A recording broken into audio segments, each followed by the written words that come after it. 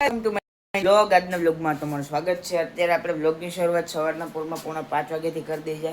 તો આપણે જવાનું છે સાળંગપુર ટ્રીપ કરવા. પાછા આપણે સાળંગપુર જઈએ છીએ. તો અત્યારે તો આપણે નીકળવાનો ટાઈમ છે. અત્યારે સવાર પણ નથી પડ્યું, 5 વાગ્યા છે.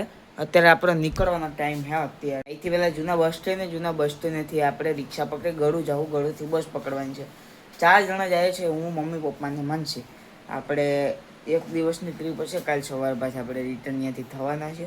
તો 2 વ્લોગ આવશે, એક જવાનો એક આવવાનો. તો અત્યારે ટાઈમ તો થઈ ગયો છે બસનો. વહેલામાં વહેલું ત્યાં પૂગ્યા. તો ભાઈ આપણે ફાઇનલી સાળંગપુર તો આવી ગયા છે. તો આપણે 1 વાગે પૂગી ગયા હતા, પણ તમને ખબર છે મારે બસની પ્રોબ્લેમ છે, એટલે રસ્તામાં તો લોક બને નહીં.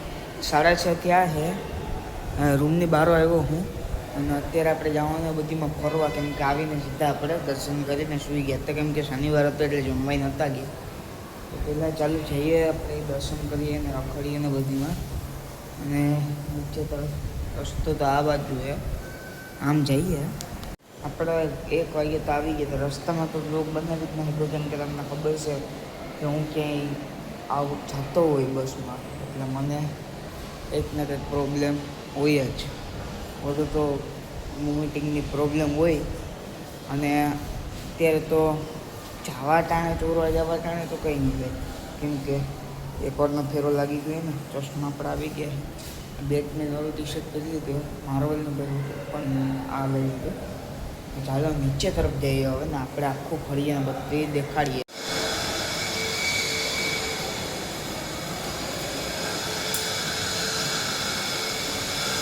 લિફ્ટને અહીંયા બોલાવી લીધી. લિફ્ટમાં જાય ગ્રાઉન્ડ ફ્લોરમાં. અહીંયા ફર્નિચરનું કામ આલે એટલે બ્લોગ બનાવવામાં થોડીક દિક્કત થાય. લિફ્ટ આવી ગઈ. હાલો, દરવાજો ખુલી ગયો. અત્યારે ભવનની બહાર આવતા જ આપણે એક નજારો દેખાય, કિંગ ઓફ સાળંગપુરની મૂર્તિનો. સાળંગપુર આપણે બ્લોગ બનાવ્યો હોય ને, કંઈક આ 4થો 5મો બ્લોગ હોય છે, 2જો 3જો કાંઈ હોય છે, કેમ કે આપણે સાળંગપુર અવારનવાર આવતા જ હોય. વર્ષમાં 1-2 વાર તો આપણે સાળંગપુર આટો મારી જ લઈએ. અહીંથી અત્યારે બહુ આવો નજારો છે. કંઈક ક્રાઉડ એટલું જ છે. શનિ રવિમાં ક્રાઉડ વધુ હોય એટલે થોડુંક વધુ પબ્લિકને થોડુંક ધીરેથી બ્લોગ શૂટ કરવો પડે. બાકી આમાં બધી સામે જોવા મળે.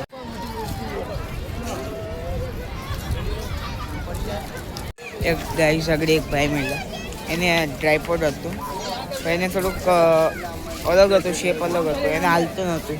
કેટલી ટ્રાય કરી પછી ખબર પડી કે સેલ ખાલી થઈ ગયો. ભાઈ મારી પાસે આવ્યા હતા ચેક કરવા કે હું થયું ભાઈ, જોઈ દો તો જાય આમ ક્યાંક રખડવા. તમને તો ખબર છે સાળંગપુર તો આપણે આખું જોઈએ જ લીધું હે, તો પાછું જોવામાં શું વાંધો છે. પાછા ઓલી બાજુ જાય સ્વામિનારાયણ મંદિર બાજુ. ભાઈ હમણાં ધજા ચેન્જ થઈ ઉપરની, અહીંની જો બહાર, એટલે મંદિરની બહાર તેલ ચડાવવાનું એક રાખ્યું હોય કાઉન્ટર. હવે તેલ ચડાવવાનું છે. અહીંયા નખાઈ ગયું, જો 10 રૂપિયા નહીં ખાય. જયો આમ વડતાલ ધામ ધાર્મિક સ્ટોર બાજુ, ત્યાંથી આપણે બધી વસ્તુ લેવાની છે. પછી તો પહેલાં નારિયેલ ભાંગવાનું છે, નારિયેલ ભાંગીને પછી પાણીની બોટલ લેવાની છે. પછી ત્યાંથી આપણે સ્ટોરમાં જવાનું છે. અહીં સામે છે નારિયેલનું. ત્યાં કંઈક હાથમાં કે મોંમાં દઈએ ને તો કંઈક ભાંગીને બહાર આવી જાય.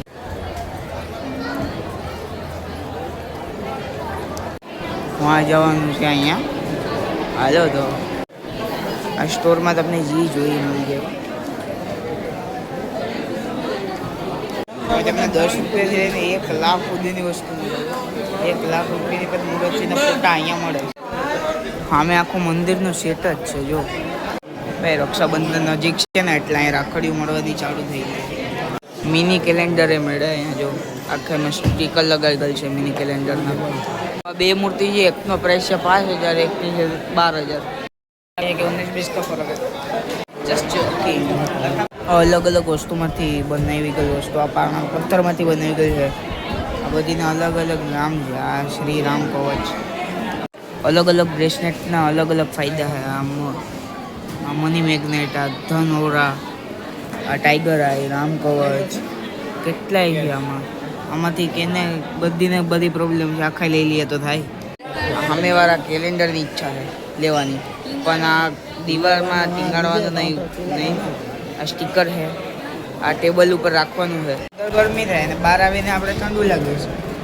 બહાર દુનિયા તો પહેલી વાર વિચાર્યું કે એસીમાં ગરમી થાય અને બહાર આવીને પંખા ચાલુ છે તો અહીંયા ઠંડી હવા આવે. પંખા ફૂલ પર પંખા સ્લો હાલતા હતા ને એસી લગભગ બંધ જ હતું.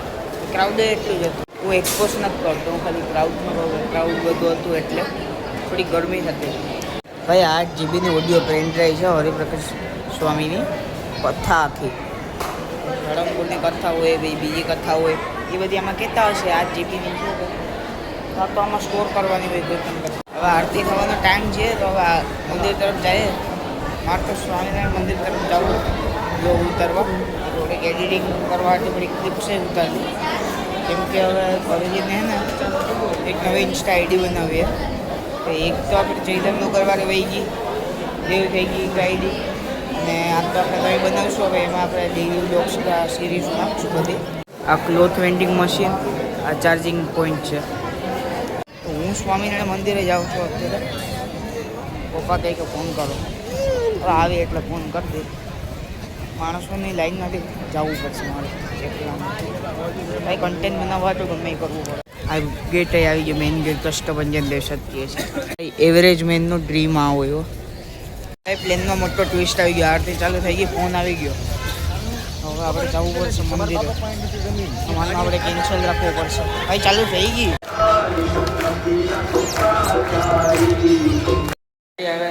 આપણે આ બોટલ પાણીની મૂકવા, જે આપણે પ્રસાદી જળ લીધું હતું ને તે મૂકવાનું હતું.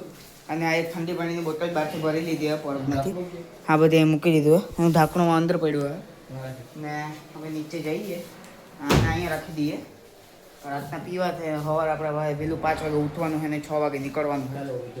ત્યાં સવારનો તો આપણે મિની બ્લોગ બનાવી દેવું. હાલો હવે જાય. એક બોટલ ભરવાની છે કેમ કે અત્યારે આપણે જમવા જશું એટલે એક પાણીની બોટલની જરૂર તો પડવાની જ છે. ભાઈ અહીંનો શણગાર તો બહુ મસ્ત છે. અંદરથી જોવાય કેવો. અહીંયા પેલા બૂટ કાઢ નાખું. ભાઈ નારિયેલ છે, નારિયેલની વચ્ચે સ્વામિનારાયણ ભગવાન છે અને આ દર્શનનું નામ છે હિંડોળા દર્શન. અંદરથી પણ એક નંબર મંદિર લાગે. ભાઈ આખું મંદિર એક નંબર.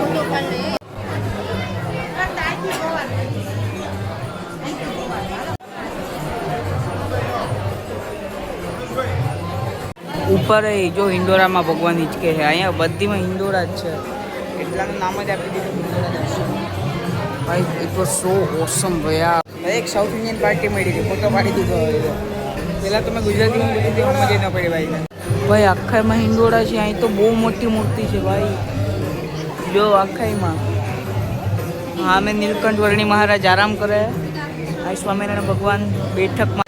તો ભાઈ આપણે જમવા બેસી ગયા છે. કઢી, ખીચડી, રોટલી અને શાક. અહીંયા આ જ હોય. શનિવારે સવારે કંઈક સ્પેશિયલ હોય. તો ભાઈ અત્યારે આપણે બસમાં આવી ગયા છીએ અને બસમાં પબ્લિક છે એટલે વોઇસ ઓવર કરીને કરું છું. તો આજના વ્લોગમાં આટલું જ. વ્લોગ સારો લાગ્યો હોય તો સબસ્ક્રાઈબ કરતા જાજો. By everyone.